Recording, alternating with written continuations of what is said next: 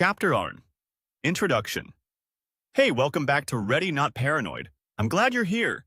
So here's a situation worth thinking about. It's mid-July.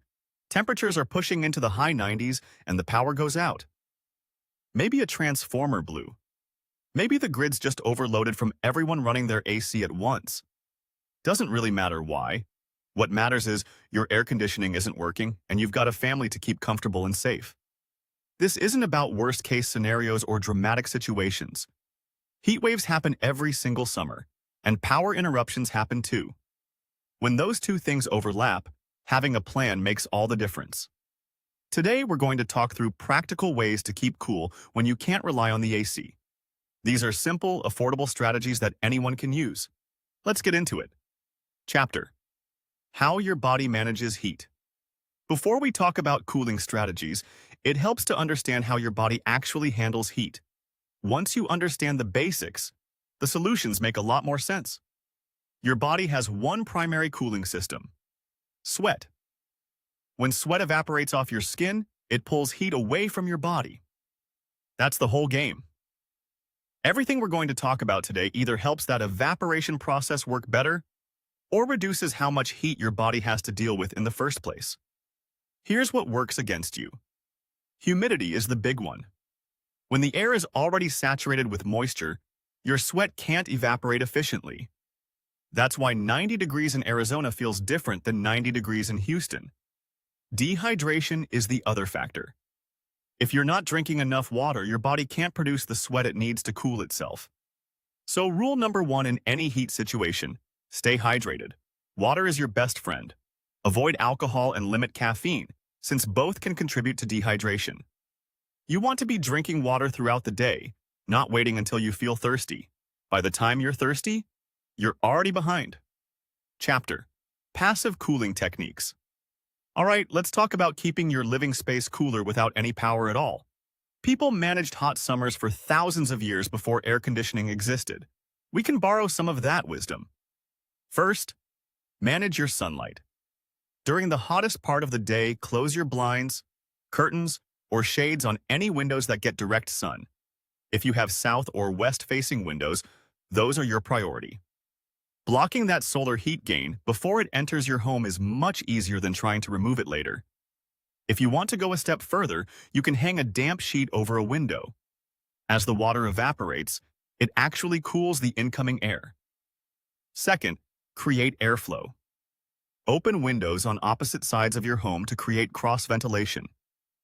Hot air rises, so if you have a two-story home, open windows upstairs to let that hot air escape while cooler air comes in downstairs.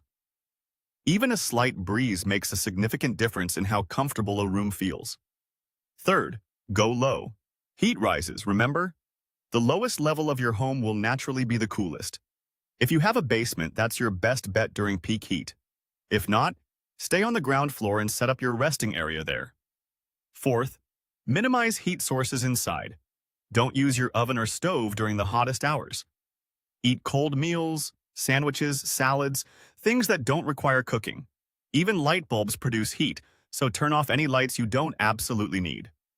Chapter: Budget Cooling Supplies. Now let's talk about some inexpensive items that can make a real difference. None of this is fancy, and you can pick most of it up this week for under $20 total. Battery-powered fans. A small personal fan running on D batteries can provide hours of airflow.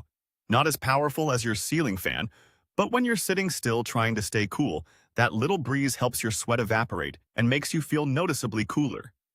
Keep extra batteries on hand. Spray bottles. Fill a simple spray bottle with water and mist your face, neck, and arms. Combined with a fan, this is surprisingly effective. You're basically giving your body extra moisture to evaporate, boosting your natural cooling system. Cooling towels. You can buy purpose-made cooling towels, or just use a regular bandana or small towel. Wet it, wring it out, and drape it around your neck. The evaporation pulls heat right from your major blood vessels. Re-wet it as needed. A quality water container. This isn't directly a cooling device, but having a good insulated container that keeps your water cold for hours makes staying hydrated much more pleasant. Chapter: Recognizing heat illness.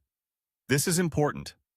You need to know the warning signs of heat exhaustion and heat stroke, because catching these early can prevent a medical emergency. Heat exhaustion shows up as heavy sweating, cool and clammy skin, a fast but weak pulse, nausea, and muscle cramps. Someone with heat exhaustion might feel dizzy or weak. If you see these signs, get that person to the coolest area available, give them water, and use wet cloths on their skin. Heat stroke is more serious. The body has stopped being able to regulate its temperature. Signs include hot, red, dry skin. The sweating has actually stopped. A rapid and strong pulse, confusion, and possibly unconsciousness. Heat stroke is a medical emergency. Call for help immediately while cooling the person as quickly as possible with whatever you have available. The key is recognizing the early signs and taking action before things escalate. Check on each other. Ask how everyone's feeling.